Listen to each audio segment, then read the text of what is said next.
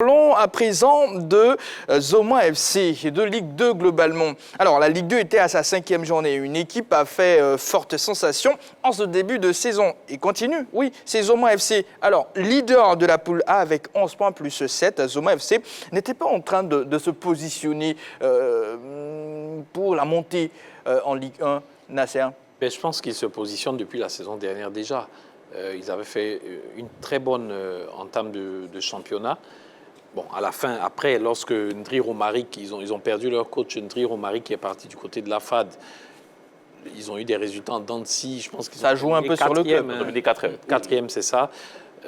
Et devant, il y avait Yamoussoukro FC, Africa et le Stade d'Abidjan. Donc, franchement, ils se positionnent depuis la saison dernière et c'est un club qui monte en puissance. Et moi, je ne serais pas du tout étonné de les retrouver en Ligue 1 la saison prochaine. Derrière, Benjarville et Boisflé talonnent cette formation de Zoma. Un mot sur ces deux formations? Bien sûr. Deux équipes aussi qui affichent leurs ambitions. Déjà, Benjarville a pris confiance après sa victoire face à l'Africa 2-1. Derrière, ils ont pu enchaîner et aujourd'hui, ils se retrouvent à la 3e place. Mais déjà, dans cette poule aussi, il ne faut pas oublier l'équipe de l'Amfiara. Je le disais en début de saison, ils viennent de la Détroit, mais c'est une équipe qui n'a pas froid aux yeux, il faut le dire. Ce sont des jeunes joueurs, c'est un centre de formation à la base, qui arrivent là, qui pratiquent un très très bon football. Donc voilà, 4 équipes qui pour l'instant se positionnent bien, sans oublier aussi les films. Donc tout est ouvert dans cette poule et les équipes se tiennent de la première à la 5e place, les équipes se tiennent en 4 points. Donc tout peut arriver très rapidement dans cette poule. Et ce qui va faire le charme de cette poule où évolue bien évidemment l'équipe de l'Afrique. Et sur Boisflé?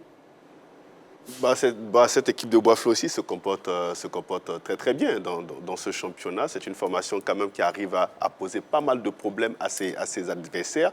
On le disait, il va falloir faire très attention à ces équipes de l'intérieur du pays qui se retrouvent en Ligue 2. C'est des formations qui, avec l'ADN, avec le football qu'ils pratiquent, eh bien, ils mettent beaucoup en difficulté les équipes, j'ai envie de dire, les équipes dites favorites de cette Ligue 2. Et je pense qu'il va falloir quand même observer, suivre attentivement cette équipe de Boisflé. Ce qui est bien avec les équipes de l'intérieur du pays, pour certaines équipes, c'est qu'elles reçoivent à domicile.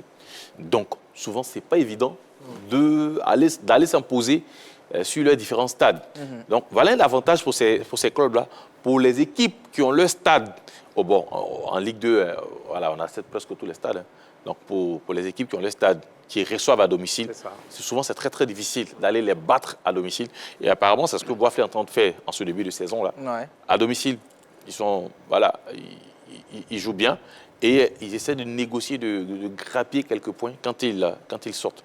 Donc voilà un peu peut-être ce qui va permettre à cette équipe quand même de faire son petit bonhomme de chemin au niveau de cette Ligue 2. De la Ligue 2. Et petite information pour vous, férus de sport, voilà, pour celles et ceux qui ne savent pas, eh bien la 3 diffuse les matchs de la Ligue 2. Et Africa Boisflé ce vendredi. Ce vendredi. C'est ça. Nasser, Mouna dans la poule B est vraiment en train de s'imposer. Mouna a pris les commandes de la poule B. Comment vous trouvez la gestion déjà de Mouna FC d'entrée pour la Ligue 2? Mouna FC, c'est un club qui est passé à ça, de la montée. Il y a 2 saisons. Et on l'a senti la saison passée, on a senti un relâchement. Donc on a senti qu'ils avaient accusé le coup après ce qui s'était passé. On ne va pas revenir dessus, parce qu'il faut le dire, il y a eu un gros scandale. Ouais. Voilà, le non-match entre le CO Korogo et le Sassandra au Stade Champro qui a de facto éliminé Mouna FC de la montée. Mais cette saison, on sent quand même chez le président Ali Mouna et toute son équipe comme un nouveau souffle. Après cette année un peu sabbatique, cette saison dernière... L'année de transition, on va l'appeler comme ça. Cette saison de transition-là, ils se sont séparés du coach Désiré Djiké. Oui. Il a pris quand même un calibre connu, même de la Ligue 1, Boudo Mori. Oui. C'est pour vous dire quelles sont les ambitions. Il a recruté 2-3 des meilleurs joueurs de l'Africa. De l'Africa, Sogaoussou et puis... C'est ça, Sogaoussou notamment. Donc, Voilà, c'est le favori pour moi également de cette poule. C'est l'équipe la plus expérimentée dans sa poule. Au niveau donc ça peut compter ça peut compter au niveau de la Ligue 2. Dans la balance. LGT pour aujourd'hui s'achève ici, messieurs. Merci beaucoup. Voilà, le prochain rendez-vous, c'est demain. Voilà, dès 20h30, soyez au rendez-vous pour le décryptage de 3 fois plus d'actualités sportives. Et surtout, merci de toujours rester sur la chaîne qui offre toujours 3 fois plus.